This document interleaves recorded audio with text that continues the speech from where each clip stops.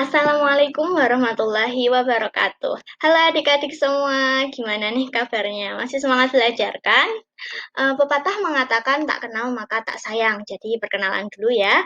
Saya Binti Nafiatul Zulfa, mahasiswa PLP dari Fakultas Keguruan dan Ilmu Pendidikan Universitas 11 Maret, program studi pendidikan kimia.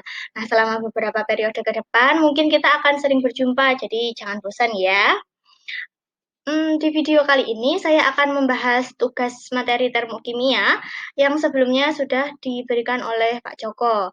Sudah pada ngerjain belum nih? Pastinya sudah dong.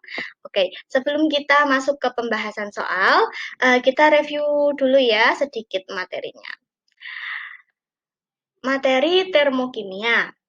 Termokimia merupakan bagian dari ilmu kimia yang mempelajari perubahan kalor suatu zat yang menyertai suatu reaksi. Untuk persamaan termokimia adalah persamaan reaksi yang mengikut sertakan perubahan entalpinya atau biasa dituliskan delta H pada persamaan. Ada beberapa hal nih yang harus dituliskan, yang harus diperhatikan dalam menuliskan persamaan termokimia. Yang pertama, koefisien reaksi menunjukkan jumlah mol zat yang terlibat di dalam reaksi tersebut. Yang kedua, ketika persamaan reaksinya dibalik, mengubah letak reaktan dan produknya, maka nilai delta H-nya tetap, tetapi tandanya berubah. Yang awalnya dari plus menjadi minus, begitu juga sebaliknya. Yang ketiga, jika kita menggandakan kedua sisi persamaan termokimia dengan faktor Y, bisa 1, 2, 3, dan seterusnya, maka nilai delta H-nya juga harus dikalikan dengan faktor tersebut. Yang terakhir, ketika menuliskan persamaan reaksi termokimia, fase reaktan dan produknya itu harus ditulis. Ada fase apa saja? Biasanya ada solid, liquid, gas, dan aqueous. Oke, kita masuk ke pembahasan soalnya ya. Kemarin kan ada 2 soal. Soal yang pertama, kita diminta untuk menuliskan persamaan termokimia dari pernyataan yang sudah disediakan. Langsung saja ya. Pernyataan yang pertama yaitu pembentukan 1 mol etanol C2H5OH dari unsur-unsurnya terjadi perubahan entalpi minus 487 kJ per mol pada keadaan standar. Karena ini pembentukan, maka dari unsur-unsur pembentuk C2H5OH itu menjadi senyawa dari C2H5OH itu sendiri. Bisa kita lihat C2H5OH itu terdiri dari unsur C, H, dan OH. Jadi kita tuliskan di sini ada unsur C, jumlahnya disamakan dengan senyawanya. Karena 1 mol maka di sininya 1 ya, tidak ditulis. Jadi C-nya ada 2, C-nya hanya ada 2. Tuliskan saja 2C dalam fase solid, lalu hanya ada 6, maka 3H2 dalam fase gas, dan dibutuhkan O sebesar 1, jadi dituliskan di sini setengah O2. Kita lihat di sini sudah setara antara jumlah senyawa di kanan dan di kiri, lalu jangan lupa tuliskan fasenya, tinggal kita masukkan delta H-nya sesuai yang ada di soal. Gampang kan? Lanjut ke pernyataan yang kedua. Pernyataan yang kedua, kalor yang dilepaskan untuk membentuk 1 mol air pada keadaan standar sebesar 242 kJ per mol. Masih sama, yaitu reaksi pembentukan air H2O terdiri dari unsur H dan O. Kita tuliskan di sini, H kita membutuhkan 2, tuliskan H2, lalu O kita butuhkan 1, jadi tuliskan setengah O2, menghasilkan H2O. Tuliskan fasenya, lalu masukkan delta H-nya. Karena di sini kalor yang dilepaskan, maka delta H-nya bernilai negatif. Jadi terjadi reaksi eksoterm, terjadi perpindahan kalor dari sistem ke lingkungan. Bisa dipahami ya? Lalu pernyataan yang ketiga. Pernyataannya adalah penguraian NH4NO3 menjadi unsur-unsurnya melepaskan kalor sebesar 365,6 kJ per mol. Kalau sebelumnya adalah reaksi pembentukan dari unsur-unsur menjadi senyawa, maka di reaksi penguraian ini sebaliknya, dari suatu senyawa menjadi unsur-unsur pembentuknya. Di sini NH4NO3 terdiri dari unsur N, H, dan O. Kita lihat di sini, N-nya ada 2, maka N2. Lalu H-nya ada 4, tuliskan 2H2, lalu dibutuhkan O sebanyak 3. Maka 3/2 O2. Pastikan kanan dan kiri setara, lalu tuliskan, maksudnya setara di sini jumlahnya sama begitu ya. Lalu tuliskan fasenya dan tuliskan delta H-nya. Karena di sini melepaskan kalor, maka delta H-nya bernilai negatif. Semoga bisa dipahami ya. Oke, lanjut ke pernyataan yang keempat.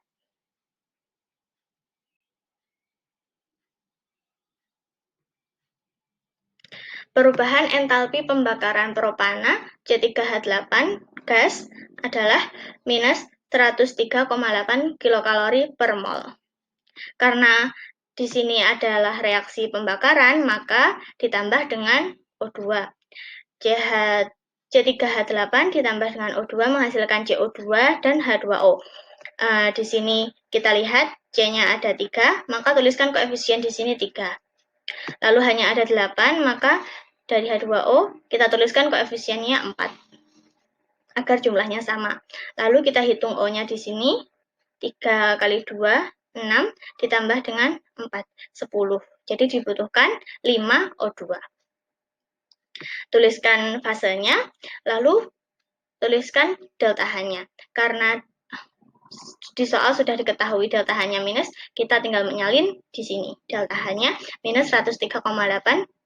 Mohon maaf, ini salah ya, kilokalori per mol. Lalu pernyataan yang kelima, yang terakhir, pada pembakaran 1 mol gas nitrogen menjadi NO2 gas membutuhkan panas 16,2 kilokalori per mol. Jadi di sini 1 mol gas nitrogen dibakar menggunakan O2 menghasilkan gas NO2. Tuliskan di sini 1 mol gas nitrogen, maka koefisien N2-nya 1, lalu dibutuhkan O2 menghasilkan NO2. Kita setarakan reaksinya, karena di sini N-nya 2, maka tuliskan koefisiennya di sini 2. Dibutuhkan O sebanyak 4, maka di sini juga 4. Tuliskan delta H-nya, karena di sini tertulis memerlukan panas, maka delta H-nya bernilai positif. Berarti reaksi berlangsung secara endoterm, panas berpindah dari lingkungan ke sistem. Oke, soal nomor 1 sudah selesai. Saya harap dapat dipahami ya. Lanjut ke soal nomor 2. Soal nomor 2, pada penguraian 1 mol tembaga oksida atau CuO padat membutuhkan kalor sebesar 37,1 kilokalori per mol. Pertanyaan yang A, diminta untuk menuliskan persamaan termokimianya. Di sini terjadi reaksi penguraian, jadi CuO terurai menjadi unsur-unsur penyusunnya yaitu Cu dan O. Kita tuliskan di sini, dibutuhkan O sebesar 1, jadi kita tulis setengah untuk koefisien O-nya.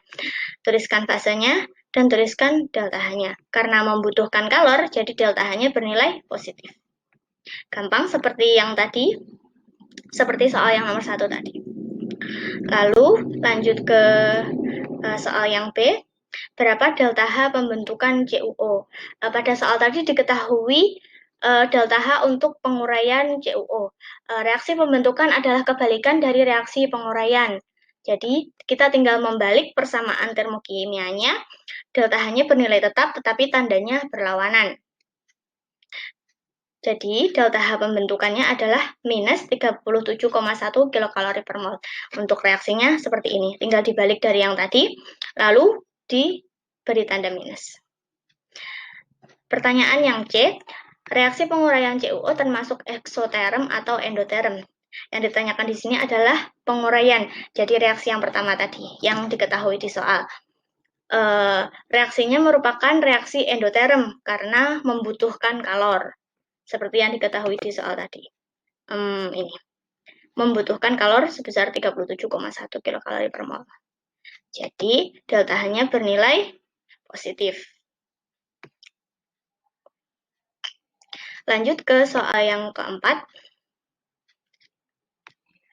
Berapa kilokalori yang dilepaskan jika terbentuk 7,95 gram CuO? Diketahui ARCU sebesar 63,5 dan O sama dengan 16. Jawabannya, pertama kita tahu bahwa delta H pembentukan untuk CuO adalah minus 37,1 kilokalori per mol. Jadi, ini untuk setiap 1 mol. Jadi kita harus mencari dulu ini 7,95 gram CuO ini berapa mol. Caranya adalah dengan rumus ini. N atau mol adalah massa per mR. Diketahui masanya 7,95 gram, mR ini adalah penjumlahan dari AR. Ada 1 Cu dan 1 O. 63,5 ditambah 16 sama dengan 79,5. Kita hitung didapatkan 0,1 mol. Lalu kita tinggal mencari kalori yang dilepaskan untuk membentuk 0,1 mol CuO. Karena ini merupakan perbandingan senilai, jadi N1 per N2 sama dengan delta H1 per delta H2. 1 mol per 0,1 mol sama dengan 37,1 kilokalori per delta H2. Dihitung, dikali silang ya, didapatkan delta H2 sebesar 3,71 kilokalori. Jadi, kalori yang dilepaskan untuk membentuk 0,1 mol CuO adalah 3,71 kilokalori. Nah, Bu, kenapa ini kok nggak ditulis minusnya? Karena di sini sudah ada kata dilepaskan ya, jadi minusnya tidak perlu ditulis, tidak apa-apa. Tapi kalau mau ditulis juga boleh. Lanjut ke soal yang terakhir. Berapa kilojoule delta H pembentukan CuO? Kalau tadi diketahui delta H pembentukan CuO adalah minus 37,1 kilokalori per mol, kita diminta untuk mengkonversi dari kilokalori menjadi kilojoule. Kita tahu bahwa 1 kilokalori sama dengan 4,184 kilojoule. Maka untuk menghitung delta H-nya dalam keadaan kilojoule, kita tinggal mengalihkan dari minus 37,1 dikali dengan 4,184 didapatkan minus 155,2264 atau bisa ditulis minus 155,23 kilojoule per mol. Gampang kan? Iya. Seperti itu ya. Nah, sudah dibahas semua ini soalnya. Kalau masih ada pertanyaan, silahkan ditanyakan di grup kelas. Atau jika malu, mungkin bisa langsung ditanyakan ke saya. Saya cukupkan untuk video kali ini. Tetap semangat dan selalu jaga kesehatan. Terima kasih atas perhatiannya. Wassalamualaikum warahmatullahi wabarakatuh.